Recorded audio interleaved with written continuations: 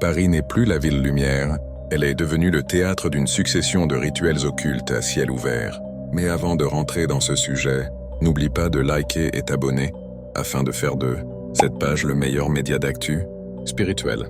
En ce début 2026, si vous connectez les points, le plan devient limpide. Tout commence par la mise sous tutelle énergétique du Louvre. Souvenez-vous de cette marche solitaire vers la pyramide. C'était la signature d'un pouvoir qui ne répond plus au peuple, mais au symbole. La pyramide n'est pas qu'un décor, c'est un catalyseur utilisé pour ancrer une autorité verticale et froide sur la capitale, puis l'escalade avec les JO.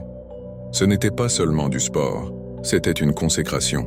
Le cavalier pâle sur la scène, les parodies de rituels antiques, les mises en scène de corps sans tête. Énergétiquement, c'était une inversion totale. On a utilisé le flux vital de la scène pour diffuser une fréquence de chaos devant le monde entier.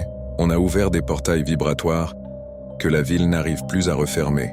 Et regardez aujourd'hui les cérémonies répétées devant l'obélisque de la Concorde. Pourquoi ces lieux? Parce que ce sont les points d'acupuncture de Paris. En y projetant des symboles de mort et de soumission, on sature votre subconscient pour que vous acceptiez la chute de la France comme une fatalité artistique, alors que c'est un sacrifice énergétique orchestré. Paris coule parce qu'on l'a débranché de son âme pour la connecter à une matrice artificielle. Alors, simple mise en scène ou programmation d'un nouvel ordre. Dites-moi en commentaire quel événement vous a le plus choqué. Et si tu veux continuer à décoder ce qu'on nous cache, abonne-toi et lâche un like pour soutenir la diffusion de ces vérités.